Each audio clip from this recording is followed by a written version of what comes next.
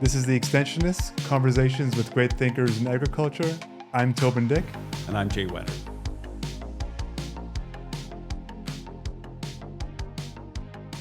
Hey, Toban.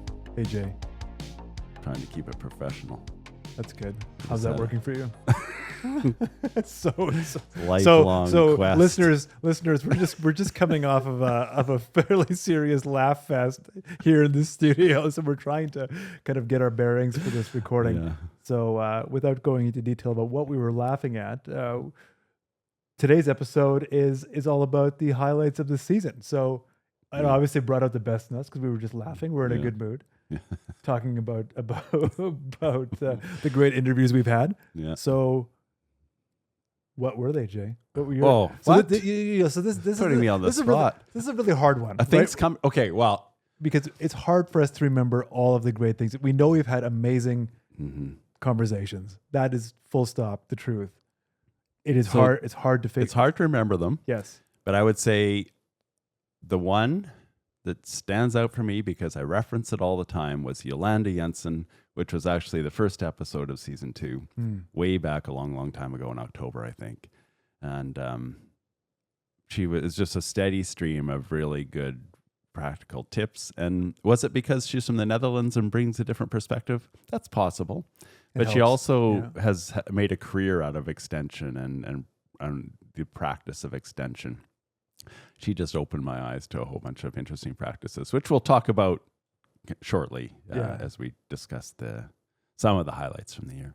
Yeah. How about you? What was any standouts for you? Yeah, I mean, I think probably same with you. There's been many, but one that stands out, maybe because it's a fairly recent one for us, is in the Dean Jenkinson episode when he talks about practicing. But practicing correctly, because I've gone off about practicing a lot, right? I talk about the importance of it, but the fact that if you're practicing the wrong thing over and over again, that's not beneficial. So it's not practice in and of itself that has the value, right? You have to be practicing the right thing. So I think having a comedian on our show was a departure and a really refreshing one, and be that specific takeaway. Well, I think between Dean and Owen Roberts, who was in and around like the last part of the season, talking about Owen was talking. My takeaway from Owen was when he talked about the value of public speaking, which is kind of a lost art, but it's still in-person, face-to-face presentation where you are engaging with the audience and not leaning so much on slides. I think PowerPoint has been a nice program, but in some ways it has destroyed the skill of public speaking. And we need to remember that maybe it's not all about the slides. Yeah. And then so Dean, to tie that in together. So Dean, as a comedian, I mean, that's your life is public speaking and connecting with the audience. And through comedy, you're often giving them something to take away and think about. And for sure. Yeah. And let me just say, you look at a season of our conversations with people who are professionals in extension and in variety of ways. Like it is just a wealth of information and content, and that has nothing to do with us, right? I mean, these are just people who have devoted their lives, their professional lives to the study of this in many cases, and like there's so many excellent models out there or resources in these people for how to do it better. You could write a book. One could write a book. I just read How to Talk Like Ted by Carmine Gallo. Yeah, basically it's a book about TED Talks, things he learned because he's involved with TED. So things he learned from TED Talks, and then how he learned presentation skills from TED Talks. And so I think one could write a book about extension skills learned from the Extensionist podcast. That's a great idea. Should we start a TED? Should the Extensionists do a TED Talk? Yeah. You should. Yeah. You should. I like that. All right. Shall we get on with our year in review? Let's do it. Right on. Do you like what you're hearing and want to support the Extensionists? If you are an agriculture company or association looking for a powerful way to get your message in front of Canadian farmers, then partner with us. Our listeners are farmers from coast to coast. When you advertise with us, your brand isn't just another commercial break. It becomes part of our story. Ads on the Extensionists are personal and trusted. Our listeners value what they hear on the podcast. Whether you're looking for a 60-second ad somewhere throughout the podcast or even an exclusive episode sponsorship, we have options that will work for you. So if you're ready to get your message out there and connect with farmers across Canada, let's talk. Visit theextensionists.com for more information.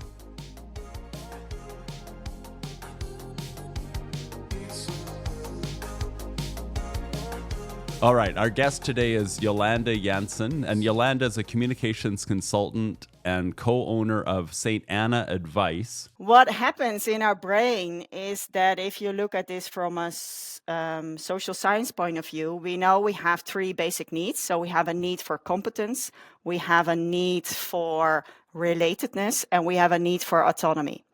So if you say to a farmer, you do this wrong, or this could be improved, or we did a checklist and, these are your critical control points. In our brain, that works as you make me feel less competent. So what you're actually telling me is I'm not a competent farmer. I'm in this business for 30, I'm in this family farm. I already do this for 20 years, but now you're going to tell me that I do this wrong. So even if they would agree with you, somewhere in their brains, it's like with all quality schemes, it's continuously telling me you're not competent. That chat with Jolanda was a big highlight for us this season. Now let's pivot to Jay and my reflection on why that lesson on competence and empathy was so pivotal. So I like Yolanda's, sorry, I just gave you a little tap there. But Yolanda was talking about oh shoot, now I don't know what I was going to tell you. But just on that note about the competence and the motivational interviewing. That's just what I was going to say. Yeah. I mean, we talk about this quite a bit. We do, yeah. But so rather than saying, you've been doing this for 20 years, but there's a better way to do it. And so then the impression is, well, you're telling me I've been doing it wrong all this time. But the motivational interviewing was like, okay, like this is, how is your year? Anything you'd want to do differently? Any challenges? And then you kind of get at what the farmers need to change is. Like what is their motivation to change? And then you think, okay, well, let's talk about that. And then you kind of get into it that way rather than saying, oh yeah, you're doing this wrong and you've been doing it wrong for 20 years or 30 or whatever. What struck me watching this again, especially after we've kind of done stuff with this content like since this episode, right? We reference it quite a bit in our training and talk about it a lot, is how much of our current communications to farmers and in general is kind of predicated on like this idea of that the receiver doesn't know, like, or is incompetent, right? Right? Or like how much of it comes across that way, and how many audiences are shut down just because that's the tone that's the tone of lots of the communications that come their way. Right? Yeah, and totally. I mean, it seems obvious when she says it out loud. Yes. And you realize, yeah, of course. I mean, why? What other way would you do it? And you're like, okay, no, because that is actually not how extension has typically worked. Well, no, and I mean, like communication is like, I mean, we all communicate on a regular basis throughout our day, right? How often do we actually think about, like, take the time to think about how could this be received in such a way that the person thinks they're incompetent, right? Yeah. If they're, if I say this to them, right? I don't know. Well, I just think about like with canola and harvest losses, and we keep, talking to farmers about checking behind the combine for harvest loss and doing it multiple times and shutting down the combine and doing the stuff that nobody actually really wants to do. It's like, okay, is the problem that the farmers aren't doing it, or is it the problem that we're encouraging them to do a practice that actually nobody really actually wants to do? Yeah, that's just not feasible, right? You got to find a better approach, right? Yeah, that's right. Oh man, no, that was a really good one, and a good. Was that our first guest? Yeah, First yeah. guest of season 2. Yeah. Yeah. It No, was a that great was- way to start the season. For sure. And it's just, it was always fascinating, like for Yolanda's situation, and most of our guests' situation, like how much time they spend thinking about this kind of stuff, right? Yeah. I mean, this is like their Yeah. their profession. They think about it. They think about it all the time, how to communicate and the science behind it. Before we leave Yolanda, though, I need to quickly recap the pizza thing, because you asked Pizza- that pizza question and fries. right off. Yeah. Oh, because she's a ski instructor. Yeah. That's so, right. Like that. So this you're like the breaking pizza. Come on, what's wrong with you kids? Yeah. And she says, "Oh, yeah, actually, pizza. People think of pizza as being round, like it. So when you tell people to put their skis into, like, to slow down into the shape of a Yes, pizza, that's right. They're That's like, right. pizza, like how do I make my skis into this round right. shape? That's right. So there's like That's right. stuff that you assume is like people are getting. Yes. It's obvious. The pizza is shaped like a triangle. Yeah. You're just like, no. Yeah. Yeah. That's right. I'd forgotten about that. Yeah. That's awesome. We've got Rupp Caraveau, who's a professor in the Department of Civil and Environmental Engineering at the University of Windsor, and also co-director of Ag U Win. Academics have, in some places and some cases, earned a reputation for what I think is really a smash and grab collaboration style. I never acted this way because I guess I just always wanted to help make the people happy, make the relationship better. To me, relationships are way bigger than projects, right? Because you have to live with yourself, right? So, but I know that they have in many cases, farmers in particular, academics will go out and be like, "Oh, I understand you have this issue with your water or your pest management or fuel efficiency. Give us all your data, and we'll work on something for you." Rupp's point about prioritizing relationships over projects really hit home. Here is Jay in my discussion on why that mindset shift is so difficult to execute. A good point. I mean, and so many researchers are trying to create relationships with farmers, but they just want to jump in, do some testing, get out. Yeah. And probably like Rupp was saying, working on that relationship, and then it could be something that you could have for your whole 30-year career. It would sure make field studies a lot easier. But what I really, so valuable. Yeah, what I really liked about, I gave you the old shoulder tap again. That's 2 for 2. Good. Give you a Charlie horse at some point or something. all the calloused. Yeah. But Rupp was talking about this, the relationship, that network that he had with it was farmers around the Windsor area. Yeah. And it was greenhouses, and just having this tight relationship with the farmers and the researchers in this network. Yes. And yes. I really like that idea. I think a lot of universities would probably borrow that, where the farmers feel like they're part of something bigger than just like a one-off study. I wonder how, like, it would be interesting to chat with him more about how long, and maybe we did in that episode, how long it took to build that model, because it's one thing to talk about it and talk about it as a good model, and it's intuitively a really good model. Like, you're not going to look at that and think, oh, what a waste of time. Yeah. But I imagine the hard part of that was how long it took to establish that. Yeah. Right. Because that's not like, hey, we're going to start this and it's going to be even this calendar year. Right. Like, it's going to take, and for something like that, like, how many challenges were there along the way where it's like, this isn't working. Yeah. This isn't going to happen. This isn't going as I thought.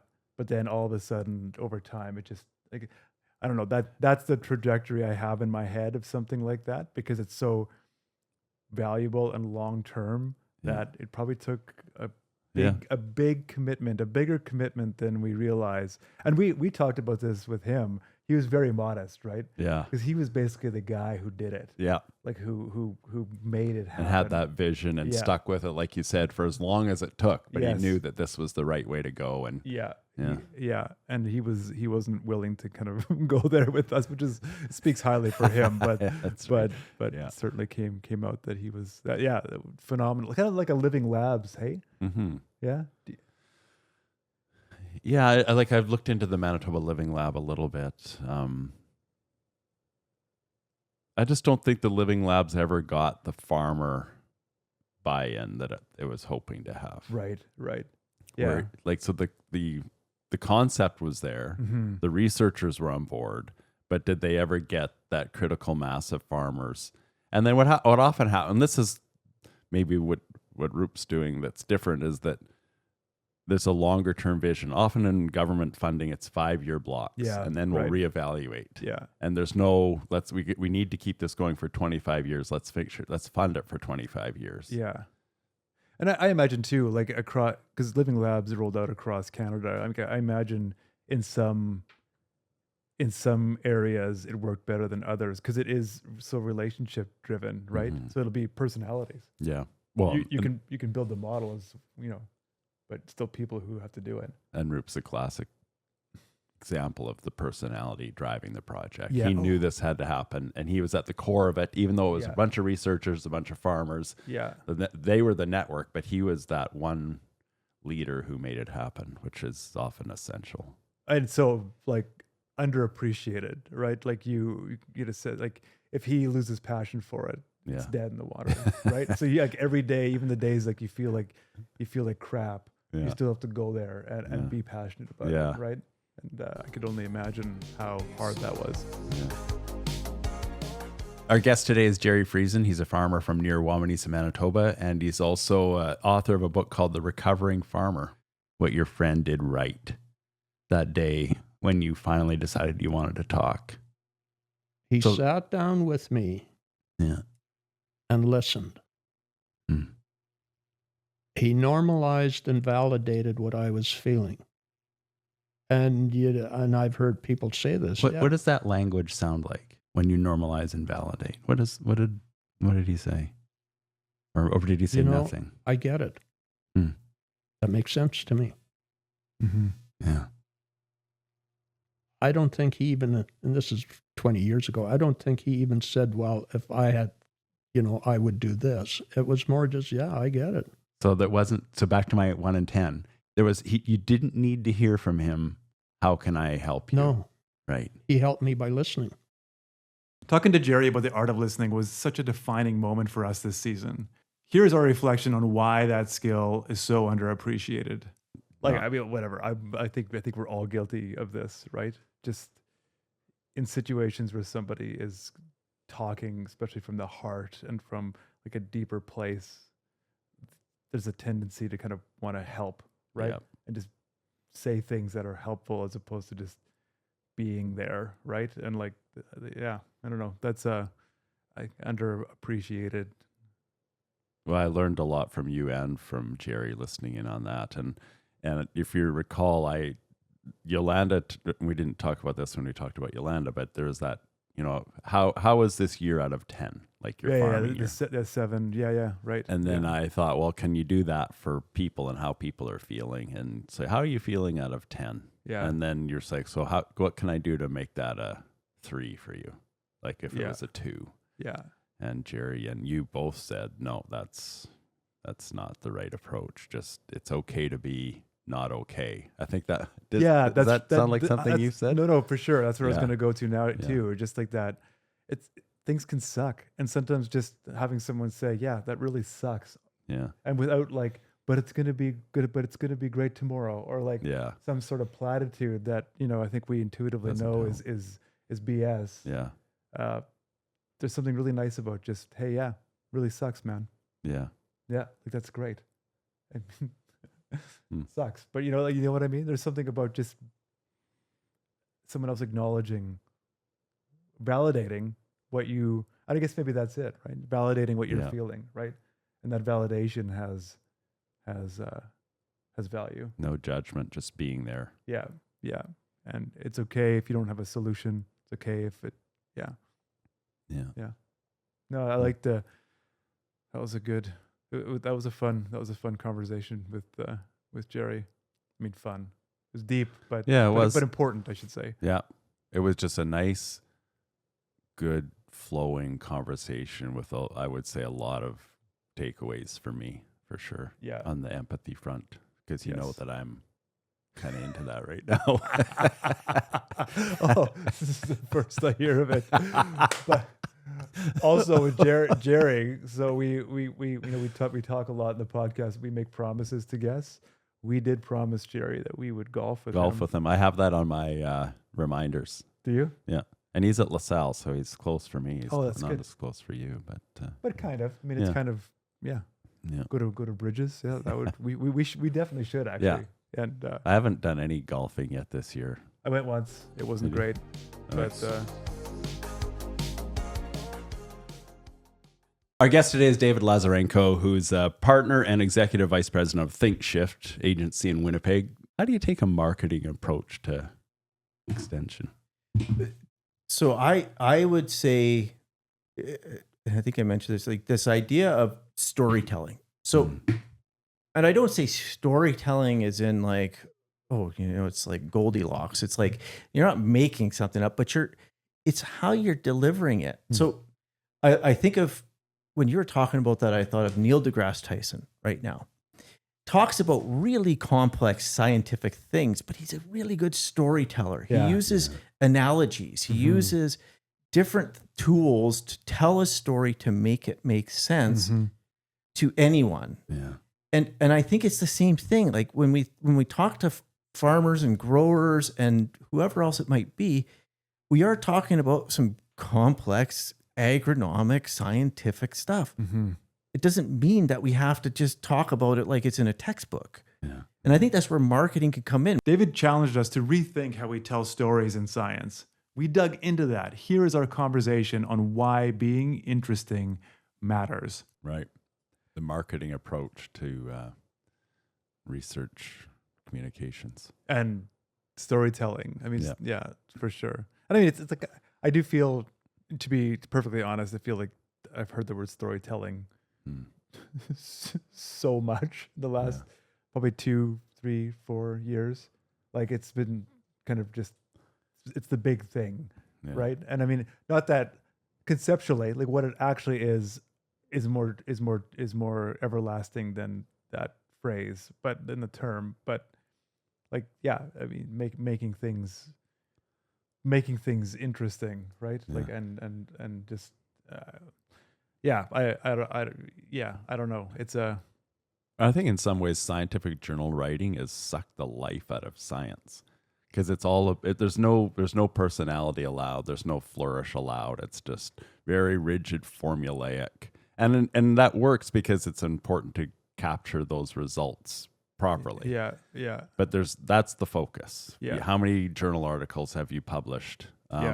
We don't care if you can actually talk about your work in a way that's interesting, or that actually might inspire someone to make the change. But as long as you've written this 20-page, well-cited, boring journal article, its job's done. It's challenge. It's interesting, right? Because it's like that format itself is associated with value, right? Like so.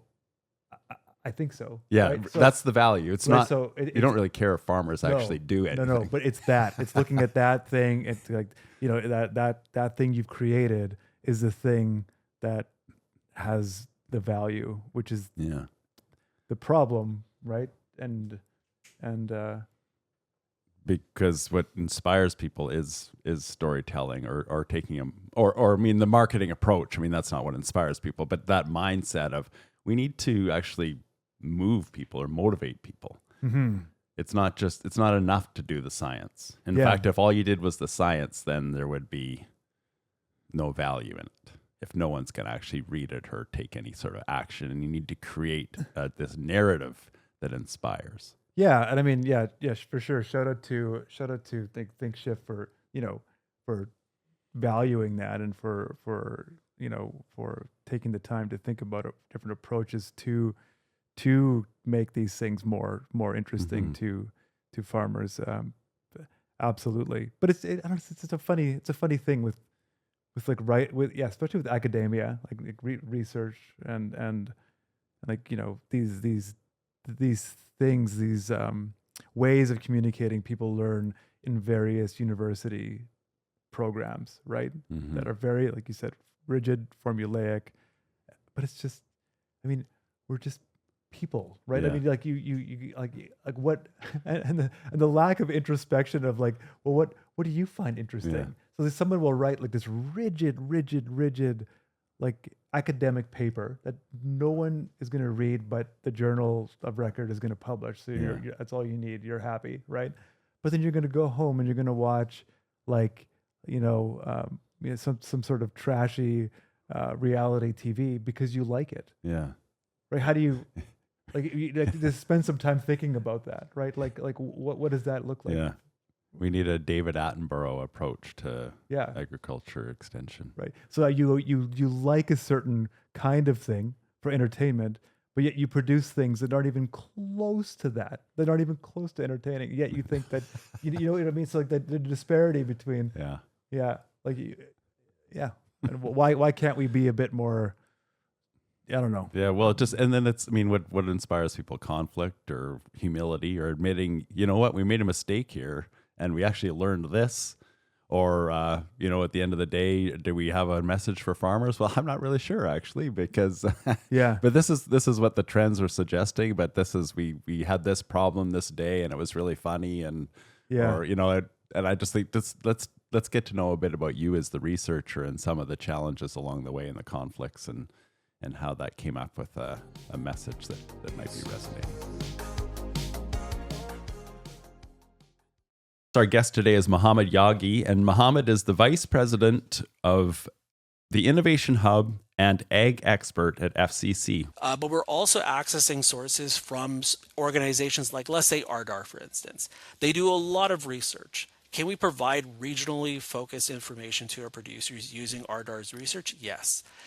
It is these partnerships that's going to help us grow, because the more partners we have across the country, the more regionally specific we can get and provide more tailored recommendations. I don't suspect large language models are ever going to replace experts. It's not what the tool was designed for. What it will provide is a first line of knowledge, and then afterwards can give farmers a sufficient base of information so that they can ask better questions. That's the way I see it going at the moment. So I don't see it, again, replacing anybody. I think it is actually going to really help enhance the experience for producers with their experts. Mohammed gave us a great breakdown on the future of AI. Now let's get into the debate Jay and I had about whether it's a tool or a threat. So I think I love that was interesting chat for sure about AI. Yeah. What were your thoughts before I dive into my? Well, I just think that ties in nicely with the message from David Lazarenko from earlier, was that marketing and storytelling. I mean, that then what AI does and these large language models does is then puts the onus on us to make it locally relevant or make a connection. Because the AI and the large language models, that they can pull the information and synthesize it into a paragraph or two. So you have the data, but then putting a personal face on it, which is in a way the really the key communications component is that making it relevant and putting a face on it. That's when you're going to see a difference. But the AI will be so good at synthesizing the data into quick little bites. So I wonder about this in general. Like, so that, I mean, this was a great conversation, and it gets people thinking about AI, right? And I think people are thinking about AI right now. Yeah, I mean, his comment about it's never going to replace people. I don't know. I like the chat. It's an evolving discipline so much. Maybe even at the time of that interview, I was thinking, yeah, he's right. It's not going to replace people. But how much of that comment, and this is just a kind of a new thought, as if we're interviewing him again today, is us defending, just kind of it's kind of like us justifying our existence a little bit, or just being like being our kind of like our last kind of rebuttal against AI. It's like, yeah, it's pretty good, but it's not going to replace people. I remember taking a philosophy class in my undergrad, and it was a kind of, it was like, it's like, not, wasn't psychological. It was neurological philosophy or something like that, where it's like, are we, is there like a personhood in there? Is there something beyond just a very, very complex bunch of synaptic kind of relationships, right? And it's like, at some point you think, like, maybe not. Are you talking about in the actual human brain? Yeah, in the human brain. So you think, yeah, we like to think of ourselves as having some sort of, personhood or something beyond the physical, right? But maybe it isn't. Just chemistry, or so maybe it's just a matter of complexity. So maybe it'll get there. Like, maybe we are, like, if you think of algorithms and how well they are at advertising to you and figuring you out. Yeah. Like, it's eerie. So it's only going to get kind of not better, but just get more close to who we are. That I don't know if it's true. The image that just popped into my head was the movie Castaway with Tom Hanks and his volleyball. Wilson. Like, yeah. So maybe we just need a volleyball with a face on it to talk to make us feel okay. Yeah. And AI can be the volleyball. Yeah. But maybe we're chasing the wrong concept with AI. Maybe it's not about will it actually, replace humans. Maybe that's not the most interesting question. Maybe there's a different one we should be asking, because it probably, if the way we're treating it, it might be able to, but there still might be something that it can't do. I don't know. Just a thought exercise, an open-ended one. It can't whack you on the shoulder. It has an idea. That's right. It can't.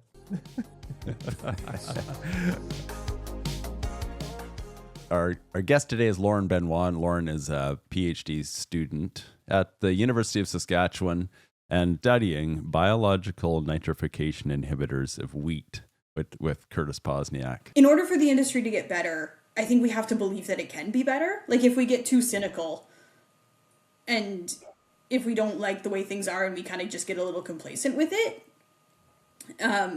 we're never going to have stronger networks or stronger relationships. But, in order for us to kind of hit a point where we have really strong grower networks or really strong research ecosystems, we have to believe that we're capable of doing that, which I think we absolutely are. Lauren brought some much needed optimism to the studio. Here is our reflection on why believing in change is actually the hardest part of the work. Yeah, that's a great comment. Sort of getting stuck in the ways, and change does take some energy. Oh yeah, when I really think about it. Yeah, like we talked about, like lots of new ideas, but the energy to put them into practice and to think about, okay, this is the idea. What's the process that we're that we can implement this, and then it goes back to extension too, and communications and new ideas are better ways of doing things. Rarely do we just stop. Okay, are we effective? Or how do we do things differently to be more effective? Let's take 2 days and we're going to brainstorm. Yeah. And then let's reevaluate everything that we're doing. Yeah. That is hard to do. Interrupting your regular schedule to do that with the potential outcome of a complete change in the system. But it's kind of exciting and inspiring. Does it scare you, or how does it make you feel at the thought of doing that, either on your own farm, your own business, or with, say, one of the grower associations? Like that kind of analysis? Yeah. It's scary, but it's also exciting. I fully appreciate how valuable that is. It's hard to measure business is one thing, right? Yeah. That's, in some ways cut and dry, although that's an oversimplification. But in, let's say, communications, the effectiveness of certain approaches is so hard to measure. It's so hard to measure. Yeah. So hard to measure. And I find what I find challenging, to be brutally honest, is like, so you have clients come to us and ask us for that kind of analysis, or how do you measure success? And I find that I can talk about it in a way that I begin to doubt myself, right? Like I can almost become a little bit like, silver tongued about it, right? Like to really, really sell it, but in a way that's like, I at the end of it, I'm like, I don't know if that's true, right? Like I can make a pitch, but it's like, I don't know. I mean, you see it right now, to tie this to something kind of very current, is a lot of skepticism about social media in general, right? Yeah.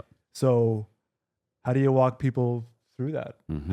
How do you talk about the effectiveness of this stuff without sounding like you're kind of just like a soft science pitch for right? And I don't I don't know the answer, right? Like it's a hard one. Just before we leave Lauren, because we're going to move on to the next one, I think one idea that just, and again, not easy, but Lauren comes in with a whole bunch of energy. She just came out of the Nuffield Scholar, Yes, and then how do you sit down and say, okay, you've got energy. We've been doing this for 30 years. Let's think about our business system or our organizational system. How do we tap into that energy, that exuberance, and perhaps think of a different way of doing things? Anyway, let's move on. Yeah, for sure. Yeah. Our guest is Sabrina Parrish, who's an associate professor in anthropology at the University of Calgary. We also saw increasingly not just social media, but for example, electronic media, podcasting becoming a part of producers' daily operations. They're like, yeah, I like switch on YouTube, get on my Combine, and have at it. I think that it does feel like something is shifting in the media environment as well. And I would say, again, like more broadly, the knowledge networks that are supporting producers in their everyday lives, whether it is agronomists, whether it's traditional farm media, as important as it once was. I think these are all, there's some indication that things are changing, and this is something we need to think about much more and understand in a better perspective. Sabrina really opened our eyes to how knowledge networks are shifting. Let's jump into our conversation on what that means for the future of extension. Yeah. Yeah. We kind of were just talking a bit about that, and that we're not about the media generally, but just how connecting with farmers and whether social media was the right tool. We had all high hopes for it, but it seems to have lost some of its steam. Well, and this idea that I liked how Sabrina framed the conversation. These knowledge networks are changing, and just I don't know. For me, it just paints an interesting visual, and I think she's right. Like the use of like that whole system has changed a lot, like from even 10 years ago, right? Like it's no longer just Western producer publishes an article on certain practice, and then it gets read and it adopted or whatever, right? Or even let's say 10 years ago, where it's put on social feed and someone views it. You now have like just this battery of other approaches that I would say you and I don't even know about, right? Or participate in. What were you thinking of? Well, like I think a lot of young farmers are using like WhatsApp in ways that are, we use it a bit, but they use it a lot. Snapchat? Maybe. Well, when I asked the university students what social media they use YouTube to learn stuff and Snapchat to communicate. Yeah. Still, which seems, I don't know if Snapchat's been around for a while, but they still use it. Yeah. But it's interesting. Like they develop these networks, they communicate with their friends. They're really, I think, agile at creating these groups. Yeah. These groups my gut would be in various mediums, in various formats, be it on like, creating messaging groups on just a messaging app on your phone or WhatsApp or whatever they find through Twitch. Like there are these. Yeah. Yeah, it's fascinating. And But go ahead. I was just gonna say, like the media's using a print media as a way to reach people, and it went down, and then maybe it's coming up again. That was one of the comments you made a month ago or so. And I stand by that one for sure. Yeah. But Ag Days is still well attended. But people are interested in local farm tours, that kind of thing. There are just fewer and fewer farmers. Like, so if we were thinking like, what's going on? Like our readership has gone like this. Well, there's actually a lot fewer farmers than there were a decade ago, and obviously 100 years ago. But steady decline in the number of active decision makers as well in agriculture. Yeah, and I think, like I do think if we're going to take ag communications seriously and extension seriously, studying those knowledge networks is really, really important. Like what are people doing? How are they? Yeah. How are they? How and where are they creating these networks? Yeah. And it's not just a few things anymore. Yeah. It's a lot of things. Yeah. Right. Yeah. So our guest today is Owen Roberts, Senior Advisor of Strategic Communications for Grain Farmers of Ontario. Approach also to a live, like to a speech or a presentation, is just begin with some sort of anecdote. Get the audience, warm up the audience with a real kind of experience. Yeah. Yes, a people experience, because I find people still like to read about people. And I mean, when you think about what we've talked about today, it's these are people talking, right? Owen hit the mark on the importance of putting people front and center in our communications. Here's our reflection on why that's harder than it sounds, and it definitely is. Yeah. I never like hearing myself talk, but or watching myself, but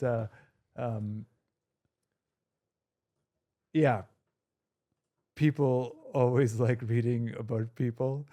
Like there's something that's like, at the end of the day, are we overthinking all of this? Yeah. All of this communication stuff? Because that is 100% true. Right? You think of like our local papers here, like in the Winkler, the Pembina Valley, right?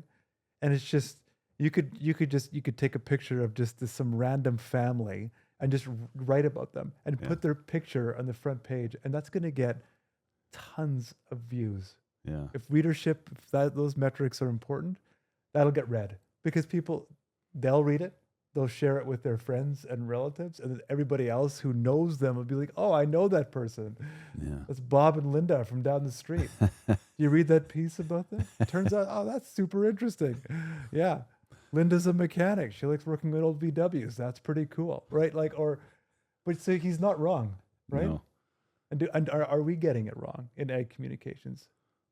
And that not focusing on the people and what they're doing and the challenges that they're having. And are we not writing about? Are we not communicating about people enough? Like, is that are we taking people kind of out of the? Well, it comes back to the science, and we talked about this earlier.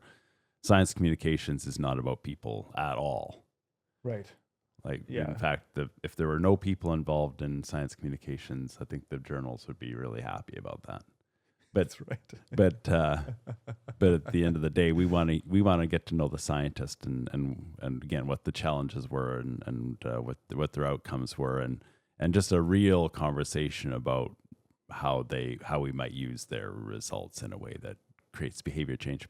Yeah, I mean, and that's why we created the Extensionists. Yeah, right? It was born out of that. Yeah, that's right. That desire to focus on people instead of the science. the people behind the science. It's one of those things that sounds so simple and straightforward when you say it out loud. Yeah, but I'm sure for Canola Digest, I'm sure the metrics would tell the same story, right? But again, we don't have metrics. It's hard to measure that kind of stuff. Unless you do another survey, which farmers are sick of surveys. Oh yeah. Oh yeah. Or they or they don't answer honestly, just to be able to. How many surveys a year do you do? Me? Yeah. Dozens? Average between 1 and 2. A year. Yeah. Oh, okay. Yeah. All right. But I know farmers who do We them. get onto lists and Well, like Stratus Yeah. they'll pay you like $10 or whatever. Okay. So like they'll fudge their answers so that they get to do the survey, so they can get that oh yeah. money. Oh yeah. Okay. Yeah. So that's great. Our guest today is Dean Jenkinson, and Dean is a well-known Canadian comedian and did a lot of work with CBC over the years, and so you might know him from there. And he's also now artistic director of the Winnipeg Comedy Festival. But I think like everything else in the world, right, it's all getting the reps in, right? And you know, every night you get up and you're working on it, and in a perfect world, you know, the image I have in my head is like getting on stage and doing your jokes every night is like putting your blade on the sharpening stone. But if you're doing it wrong, or you're not doing it thoughtfully, you're not going to end up with a sharper blade. You can just dull your blade down to nothing, right? Because you're just getting up and saying it, and you're not really connecting with it, and you're not, and your act becomes something that's kind of calcified, and you no longer connect with it. It's just words you say from night to night to night, and you lose a connection with it, and it becomes stale and dated, and you know, your takes are all very 15 years old and kind of cringy, and you're just completely unaware, because all this stuff used to work, and you just get up and you say it and you say it and you say it and you say it, and every night it gets less and less and less potent. That metaphor about sharpening the blade was a season favorite. Here is our deeper dive into what that practice actually looks like for us. Yeah, that. Wow. It's good to hear that one again. Yeah. What's your takeaway from that?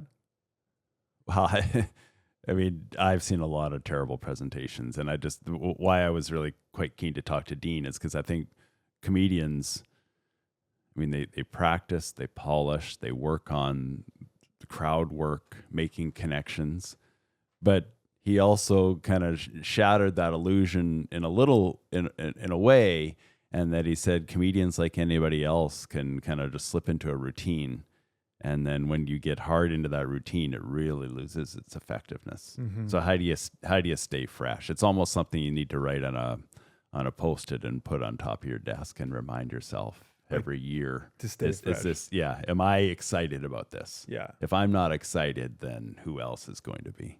When I like the idea of like this that skate sharpening analogy, where you do it every day and you sharpen the skate, but if you're doing it wrong, like, so this idea of like, so you know, I go on about practice at times, and basically it's me telling myself that I need to practice more, but that's why I get excited about it. But you still have to practice correctly. Yeah. Right. So you could do the same thing over and over again, and you might be practicing.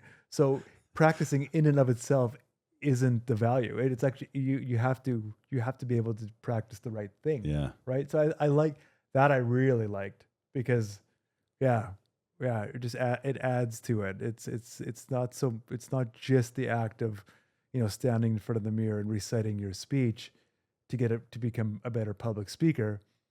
If your speech sucks and you're doing that every day, you're actually doing something damaging, right? That's right. Or at the very least, it's just not fresh as fresh as it could be. Yeah. So, well, that reminds me of these dance lessons that I've been taking with my friend, and she. Are you just gonna gloss over the fact that you're taking dance lessons? Well, no, it's fine. So, but the instructor said exactly that. It's like, okay, these are the basic steps. Don't try to elaborate or embellish or whatever that word is. Just do these steps, because then once you got the steps down, then you can start to do other stuff. But so we're just like this repetition of like, okay, do,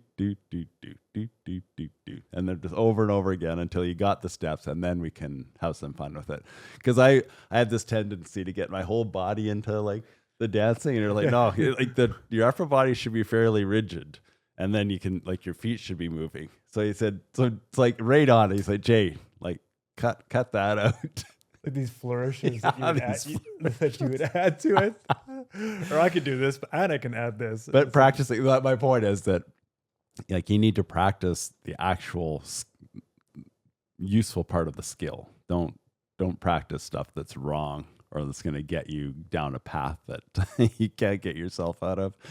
Well, I'm looking at my guitar in the corner here right now. I can see the dust underneath the fretboard. But when I took lessons during COVID, and it was the same thing. So it would just be like these chords, these kind of things that I would do over and over again. And I just got so bored of it, right? But my instructor just kept saying the same thing as your dance instructor. Just like you need to familiarize yourself with these things. But I just, makes me want to actually go get back to it because, appreciating the value of that repetition. Yeah. Which, that was a good one. I mean, and like what comedians do, like to stand up in front of an audience, in front of a group of people and tell jokes, to me is just like the pinnacle of like bravery. Yeah, knowing that we're probably going to bomb. Yeah. Or some of them are just going to fall flat. But those few little laughs here and there is like the fuel that keeps you going. But bombing would be a scary scenario for me. Our guest today, we're very honored to have Honorable Rob Black as Senator for Ontario, also chair of the Standing Senate Committee on Agriculture and Forestry. It was the second day in sitting, my second day as a senator sitting in the chamber, and one of my colleagues called me over. We had a vote for bells, and there was 30 minutes that we had to wait for the vote. And he called me over and said, "Senator Black, you can just be here 3 days a week. Like we really sit Tuesday, Wednesday, and Thursday, and we all get paid the same amount. If you've got extra as a chair, you get a little bigger stipend and things like that. But this senator said, Senator Black, we all get paid the same. You only have to be here 3 days a week. I can see that you're going to get bored if you don't, and that was 2 days in, if you don't find your passion and run with it." And obviously, ag is my background, rural community development, and I have run with it. And I like to be busy. I'm proud of the work that happens that I've been able to undergo here in the Senate of Canada. Senator Black's passion for rural development is infectious. Here is our take on why finding your why is the only way to avoid just checking boxes. I like the passion. Like you kind of need that. You do. You don't want just to slide into a senator job and show up 3 days a week and check a box and be done. But no. What's the takeaway there? Well, I mean, I was thinking earlier about an earlier clip in this process, and I forget whose clip it was already, but this idea of like finding, just kind of the passion, like, and that's a really kind of what you just said. That's a really good point, and Robert Black is Senator Robert Black's very like that he talked about that as a really neat thing. And I wonder how much of our ag comms in general is like, how many of these researchers that work for Ag Canada or for wherever they work for have a strong passion or a strong reason for being there. Let's say like they grew up on a farm and they saw their parents struggle with a certain aspect of production, and that kind of spurred their interest in pursuing it, or like a strong kind of why, right? Like why they did it, right? That kind of anchors there. And maybe this is something that we could guide our interviews towards, like, what was that? We probably do ask it, but like, what was that strong reason why you went into it? That anchoring thing. And that isn't necessarily what Senator Black's talking about here, but just that passion's become very important. And he's such a champion. He's such a people know him as somebody who is passionate about soil health. Yeah. How about you? And well, he's inspired so many other people to talk about soil health. The soil health conversation that's going on in Canada right now is sort of flying off in all directions. That's what it seems like. And so how do we actually figure out what really matters at the farm level? That's our next challenge. I think, go ahead. No, I was totally going to change it to the passion part of the thing. So I don't, were you going to have a comment on soil health? Mm-hmm. I mean, just that, I wonder with that is how much of it is because it is a relatively, I mean, I don't know how new of a conversation it is, but maybe hypothetically, maybe it's a scenario where like it is new. So it's just kind of, it is convoluted right now.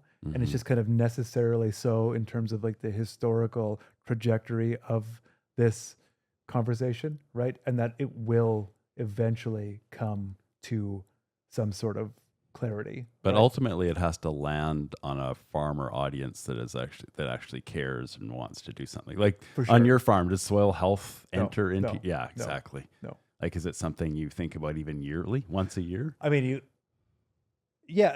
I mean, like for sure, it does. You know, I got my field soil tested, and it becomes it's a factor, but nowhere near as important, as prominent a conversation topic as the industry is making it out to be right now, right? So it is out of sync with which I think is going to be a problem unless the language starts resonating. Yeah. And right now, I would say you're right on the money. It's out of sync with the farm audience. But I do think as long as there's people who are focused on that, like what we're talking about right now, like making sure that it gets back in sync, that it will. Yeah. I think that pendulum will swing, will find its center. It kind of goes back to the Rupp Caraveau conversation from earlier, in that sometimes it's one person with a vision and saying, hear me, like this is why this is important. And then you're like, oh, okay, now I get it. Yeah. Because now you're speaking in a way that, you're marketing it to me. Yeah. Right. Yeah. Like you're saying it in a way, you're telling the story in a way that connects with me. But right now there's no connection. Yeah. But that will come, I think especially with passion, like Senator Black. Well, and it's a sense of like with Rupp also, like these things will take time. Like that answer, putting it in sync with farmers or making it sync up with farmers, that's not happening tomorrow. No. Right. That will be that's a fight that's going to feel at some points, I'm guessing, futile and kind of failing before it becomes successful. Yeah. But it'll take someone to see the chorus, right? Yeah. Yeah. Ah, exciting. All right, let's move on to the next one. Our guest today is media personality Des Daniels. And by the third page, I find that if there's something that I'm seeking resolution for, there'll be some kind of insight. It's kind of magic. Yeah. Like if you're trying to noodle through a problem, 3 pages, that's what they talk about. Yeah. And it really is kind of shocking. By the end, literally by like the middle towards the bottom 2/3 of that last page, it's like, oh, like it's really bizarre. So that kind of, sometimes there's like, okay, I can do that. Or, I can think about this in a different way or feel differently about it. Do you think companies or organizations could use that as an exercise before a meeting or something? Wow, or why not? Yeah, like just so write down everything you want to accomplish with this board this year. And make then, everybody write 3 pages before you start the meeting. Yeah, it's an option. I'm just thinking of any sort of tool to get the creative juices going or communicate in different ways. Des gave us a practical tool with that 3-page writing exercise. We had to test that theory. Here is our discussion on why and how it actually works. I like that a lot. Yeah. I forgot about that. Yeah, me too. Such a great tip. Yeah, it is some sort of exercise, eh? Yeah. Before a meeting or before a meeting where you want that kind of engagement from somebody to have. We should do that. Actually, we should do that for our training. That's a great idea. So just take 3 minutes and write down what do you need and what do you want to get out of this? Or do we keep it more broad than that and just say, what are your challenges? Or Yeah. And then after, like she said, I mean, sometimes you need to get into page 3 before you're really getting somewhere in terms of exploring your mind and your needs and creating a concrete thought. Or it's like you give somebody a scenario, say even just like has nothing to do with ag extension, but it's like kind of the beginnings of a fictional story, and then you say, okay, everybody take 15 minutes and write the end of this. Yeah. Where does it go? And then it's just a way of like thinking differently and then getting them to come. Yeah, I don't know. I think I think there's something to that. That was really neat.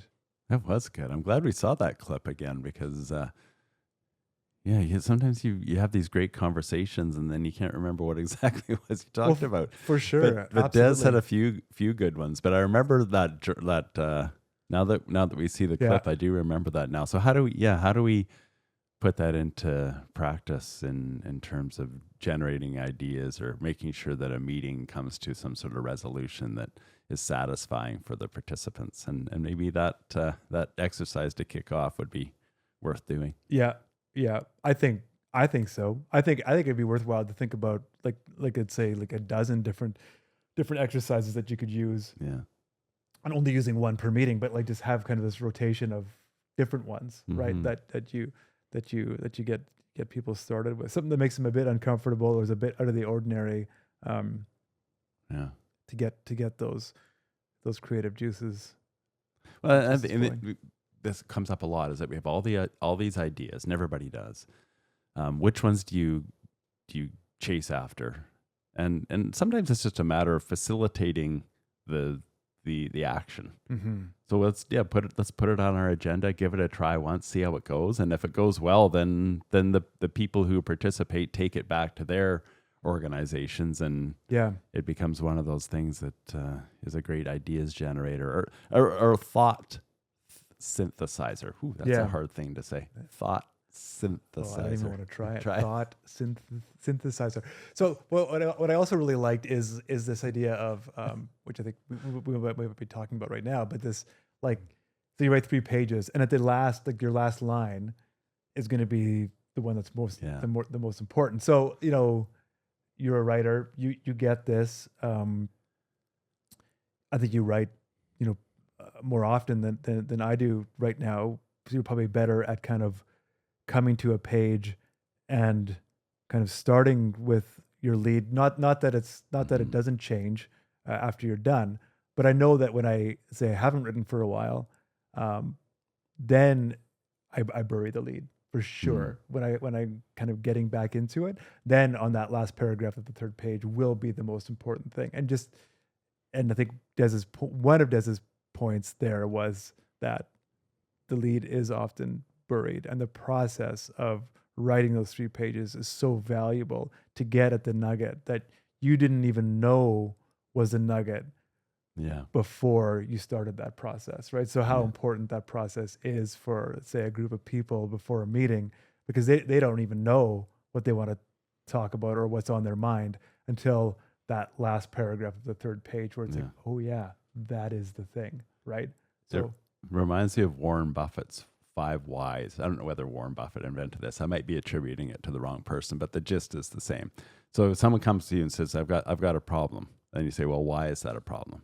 Because this. Well, why are you doing that? Because of this. And then like, why? And so you just dig deep until you find like, oh yeah, okay, this is the nut of the problem. Yeah.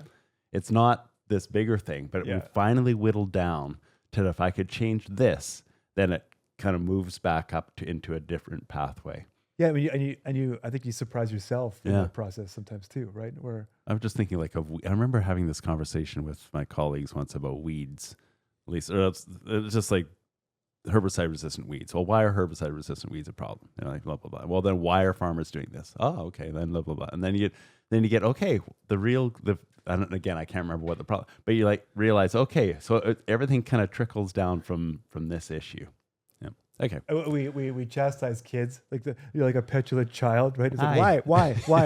But yet now we're adults and we're saying how important that is to keep asking until you get at the core. Anyways, that was a very interesting kind of like look back on the season, and just reminder of how how much content we talk about in the course of a podcast season. Hey, conversation, move on, and you realize that we need to just sit and dwell on that for a little while and think about the actions we just talked about, because again, it comes back to the people. I mean, these are all people with great ideas, and sometimes we forget how great they are, and then we move on and it's gone. Yeah. Anyways, that was a great exercise. There's the word. It will do. Yeah, exercise. Great practice. Yes.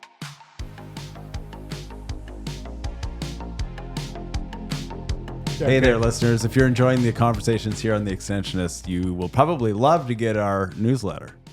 Yeah, it's the best way to stay connected with us, with Jay and myself, yours truly. I'm excited about the newsletter, to be honest with you, because I think... Why are you excited about so many of our guests have... Sorry. Why are you excited about it? Say that differently, Jay. So many of our guests they say so many things of interest, right? And I feel like the newsletter will be a great way to share that with our listeners. Like quick take-homes? Yeah. Summaries? Yeah, absolutely. One-liners? Absolutely. Yeah. I think about each guest, we could probably write a whole bunch of articles from each of our guests, right? So to give our newsletter subscribers like summaries of the key takeaways of these things, plus information on upcoming guests, all the listeners have to do is go to theextensionists.com and follow the prompts to sign up for the newsletter. I think it'll be great.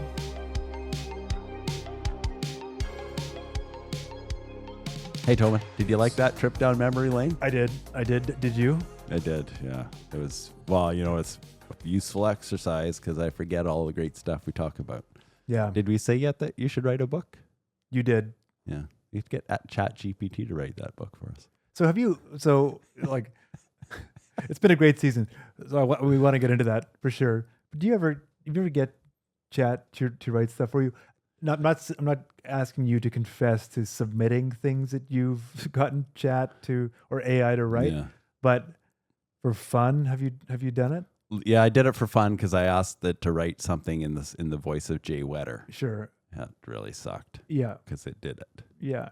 But I haven't used that for any official capacity. Yeah. I'm How about you? Yeah, I mean I have. So again, not submitted, but I've certainly got it to do that. I'm curious. I don't want to get too philosophical now in our last, but I'm curious about what this is going to do to the writing discipline. And I'm not gonna. I try not to be too skeptical of these things because there's always so many skeptics out there. I always try to kind of counter that, but I am a little. I'm a little skeptical. So, just as a promo for season 3, we're going to record 15 seconds of each of our voices, and we're going to ask our guest to talk for 15 seconds. And then we're going to give ChatGPT a book that the guest read. And we're going to say, now that you know our voices, just create a 1-hour episode talking about that book. Oh, geez. And just see what it does. Yeah. Oh, yeah. You could do that quite easily. Yeah. No, I know. It's so, anyway, it's so true. What I find fascinating, and I don't know how often this is happening, but like at university, what do you call them? Convocations? No. Mm-hmm. What is it? So they'll mention AI and then everyone will boo. Yeah. So I think that right? the upcoming generation is either afraid of it or just annoyed with it or just can't stand the thought of a whole career driven by AI. So season 3 is not going to be AI driven. It's actually going to be Jay and I in the studio, in a new studio. Yeah. Doing real conversations with real people. Real conversations with real people about real stuff. And it'll be really interesting. So I'm reeling with excitement. No. Oh, geez. I'm just going to let you wheel. Wheel. Free reeling. But no, it's going to Real be great. cringy. I'd like to think that.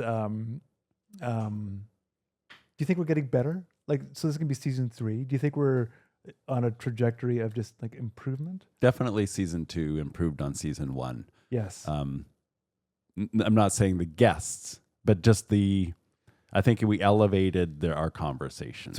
So here's something, right? So we are practicing because we're doing it. Mhm. We've been doing it, for X amount of episodes now, between 2 full seasons. But are we practicing correctly? Oh, yeah. Are we sharpening the skate in the right way? I Yeah. mean, I'm not going to lie. I do think about that. So I think, just for the audience, should you and I go to get some training on being podcast guests or on speaking in a podcast or whatever? Do you think about Getting to the point and stuff that? like that. Sure. Elocution lessons. Actually, after the Ag Days live experience, which was the first time we ever did that, Merle Massey said to me afterwards that we didn't project. Oh, you mentioned Remember, that. Des Daniels, who had a whole career in radio Projected. and TV, projected. But you and I were used to our sitting on a couch talking into excellent mics. Yes. Voice. Right. So I think some lessons in projecting, if we ever do another live episode, would be good. I wouldn't mind pursuing some professional development opportunities for podcasting, because we shouldn't assume that we didn't write the book on podcasting. No, 100%. I sort of think in order to kind of have an edge in a market that is basically saturated with middle-aged white dudes, maybe we could do ourselves a favor by doing some skills development. Yeah, exactly. But just as we just kind of the privilege of just it's us, of course we're interesting. Right? Yeah, that's right. On that note, season 3. Whew! It's gonna be a doozy. It is. No, it is gonna Just be great. Can you imagine the skills we're gonna have as we come into season 3 with all of our professional development? Yeah. Skills with a Z. Thank you very much to our listeners. Obviously, we can't do this without you. Thank you so much to our sponsors. Absolutely. And Toban, you're a good friend, not just a podcast co-host. Yeah, this likewise, has been Jay. fun. I've Absolutely. enjoyed getting to know you Yeah. over the past 2 years. It's been 2 years. Yeah. This is wow. How many does it You're actually springing all feel- this. You're springing all this how many does sentiment it on me, feel Jay. like? I'm I'm going to start How many crying. does it feel like? Should we hug? 5? I feel like should I Yeah. hug? Okay, well, on to season 3. No. But is it enough? You're just going to end with that? I don't know. Did you want to say something nice to me? Yeah, for sure. It's been great doing it with you as well, of course. What did you say about 5 years? Have you been friends for 5 years? At least, yeah. Yeah, I would say so. Yeah. Well, it's We been awesome. peaked about 3 years ago. Yeah, it's true. We peaked about 3 years ago. And then some rocky bits, some plateaus. We're looking forward to turning it around in season 3. Yeah. Oh, this relationship on life support. Oh my gosh, that's very funny. I hope that stays in. Oh, that's so good. All right. That's gold. We are the Extensionists. I'm Jay Whetter. I'm Toban Dyck, and Till see you in season season 3. This has been a Burr Forest Group production. Jay, did you know that the podcast couldn't happen with the hard work of the people behind the scenes? And I've got their names right here. They are Abby Wall, producer and editor, Ashley Robinson, researcher, and Michelle McMullen, marketer.